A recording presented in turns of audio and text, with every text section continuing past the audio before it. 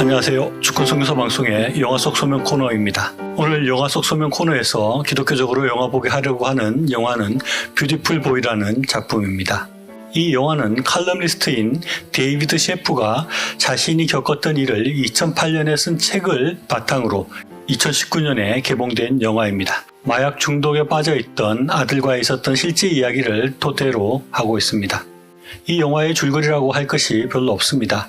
아들이 마약에 중독되었다는 것과 어떻게 돌보고 또 실패했는지를 보여주는 것이 영화의 내용이라고 할 수 있습니다. 영화는 아버지가 아들의 중독 문제로 전문가를 찾아가서 상담하는 것으로부터 시작합니다. 그리고 그 아들이 몇 번의 치료의 과정과 또다시 마약에 빠져드는 일들을 반복하면서 점점 더 심각한 상태로 빠져드는 것을 보여줍니다. 그리고 영화는 아버지 데이비드가 아들 닉이 어릴 때 이혼을 했다는 것과 닉이 어릴 때 닉의 엄마가 있는 LA로 닉을 공항에서 배웅하는 장면을 보여줍니다. 이때 아버지 데이비드는 아들에게 너는 나의 에브리띵이라고 말하며 아들에 대한 사랑을 말합니다. 그리고 이 에브리띵이란 말은 이 부자의 구호처럼 서로의 사랑을 확인하는 말로 사용됩니다. 이 아들 닉은 비교적 잘 자라서 화가인 새 엄마와도 잘 지내고 그 사이에서 태어난 2명의 어린 동생들과도 좋은 관계로 살아가게 됩니다. 그는 공부도 잘해서 많은 대학에 입학 허가서를 받기도 하였고 아버지를 닮아 글쓰기도 잘합니다. 그런데 그때쯤부터 마약에 빠져들기 시작을 했습니다. 아빠의 권유로 재활센터에 들어가고 또다시 마약에 빠지는 것이 반복됩니다. 중간에 나름 의지를 가지고 대학에 가기도 하고 또 졸업도 합니다. 그러나 닉에게 마약은 끊을 수 없는 것이 되어 있었고 아빠와의 갈등도 고조가 되고 끝까지 치료하고 돌보려는 아빠 데이비드도 점점 지쳐가는 과정을 영화가 보여줍니다. 그리고 이 영화는 미국의 50살 이하의 사망 이유 중에 가장 큰 비중을 차지하는 것이 마약이라는 자목과 이 심각한 중독에 빠져 죽음의 직전까지 갔던 닉이 8년째 마약을 하지 않고 살고 있다는 희망적인 메시지를 보여주면서 영화가 끝이 나게 됩니다. 이 영화를 보고 나서 가장 먼저 그리고 가장 강력하게 느끼게 되는 것은 마약의 무서움입니다.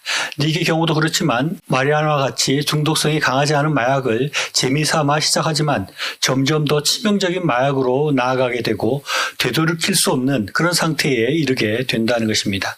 그리고 마약을 통해서 경험했던 것을 잊지 못하기 때문에 다시 그 마약을 끊을 수 없게 되고 또 마약에 중독되면 뇌가 손상이 되어서 되돌리기 어려운 상태가 되고 마약을 끊을 수 없는 정신 상태가 된다는 것을 영화를 통해서 보게 됩니다. 이 영화는 이런 마약의 무서움을 잘 말해주고 있습니다. 그리고 아버지 데이비드가 아들을 구하기 위해서 노력하는 모습을 보면서 참으로 안타까운 마음이 듭니다. 그렇게 아들을 도와주고 싶고 마약의 늪에서 빼내려고 하지만 도저히 빠져나오지 못하는 아들의 모습도 안타깝고 또 주변의 전문가들도 마약을 벗어나는 것이 아주 희박한 가능성이라고 말을 합니다. 그리고 저는 이 영화를 보면서 아버지와 아들의 구호인 에브리띵이라는 말이 중요한 의미가 있는 것이 아닌가 하는 생각을 해보게 됩니다. 아빠의 집을 떠나서 엄마가 있는 LA로 비행기를 타고 가는 닉에게 아빠는 에브리띵이라는 말을 합니다. 그것은 닉에게 에브리띵이라는 말이 필요했다고도 할 수 있고 또 아빠가 나를 에브리띵이라고 생각하지 않고 있다는 의심, 즉 사랑의 결핍을 느끼고 있었던 것이 아닐까 하는 생각을 하게 됩니다. 이혼을 했다는 것은 자신을 소중히 여기지 않는다는 것을 생각하고 있었다는 것을 우리가 추측해 볼 수 있습니다.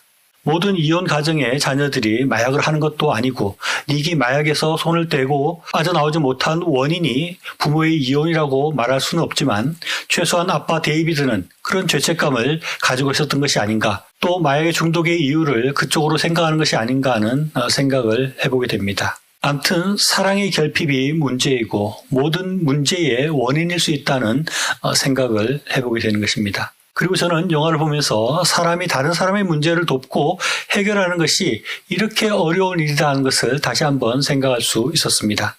꼭 마약의 문제가 아니더라도 크고 작은 문제들을 가지고 있는 사람들이 주변에 많이 있습니다. 술이나 도박 같은 다른 종류의 중독 문제를 가진 사람들도 있고 꼭 중독은 아니더라도 좋지 못한 습관에 빠져서 잘못 살고 있는 사람들이 많이 있습니다.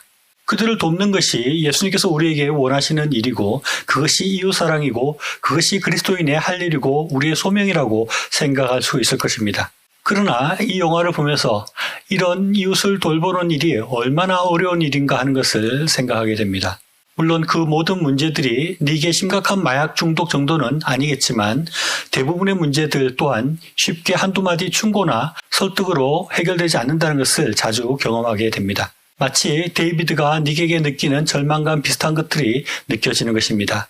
그들의 문제, 물론 저 자신의 문제도 마찬가지입니다만 악한 습관, 고쳐야 할 습관들은 결코 쉽게 없어지거나 물러가지 않는 것 같습니다. 그러나 영화에서 아빠 데이비드가 보여주듯이 끝까지 포기하지 않고 돌보려는 마음, 또 끝까지 사랑으로 품는 마음이 있을 때 우리는 그 중독을 이기고 악한 것들과 죄악된 습관들을 이길 수 있지 않을까 하는 생각을 하게 됩니다.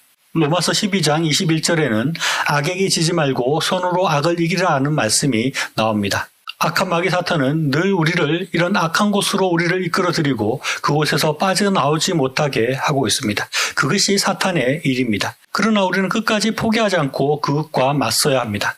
우리는 이웃들을 그 악한 곳에서 벗어나게 하기 위해서 포기하지 않고 끝까지 관심을 가지고 도와야 합니다. 몇 번씩 실패하고 실패가 끊임없이 반복될 수도 있습니다. 그러나 우리가 포기하지 않고 끝까지 맞서 싸울 때 우리는 주님의 은혜로 그 악에서 승리할 수 있게 될 것입니다. 간혹 신앙의 힘으로 단번에 그런 중독에서 벗어날 수 있고 그것을 이길 수 있다고 생각하는 사람들이 있습니다. 그러나 그렇게 생각하는 사람들의 결과도 좋지 않을 때가 많습니다. 영화에서와 같이 계속해서 실패하고 또 끊임없이 노력해야 되는 과정이 필요한 것입니다. 그렇게 포기하지 않고 믿음과 소망을 가지고 나아갈 때 주님의 은혜가 함께하고 주님 주시는 힘으로 우리가 이길 수 있다고 저는 생각합니다. 영화가 아빠가 아들을 결국 포기하고 아들 닉의 죽음으로 끝나지 않고 계속 싸우는 모습으로 끝이 나서 좋았습니다. 그래서 저는 이 영화를 한 번씩 보기를 권하고 싶습니다. 유튜브를 통해서 아주 저렴하게 볼 수 있으니 같이 한번 보시면 좋겠습니다.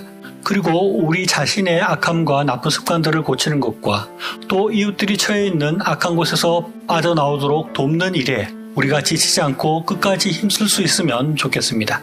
그것이 지금 우리에게 명하시는 명령이고 우리의 소명이 아닐까 생각합니다. 시청해 주셔서 감사합니다.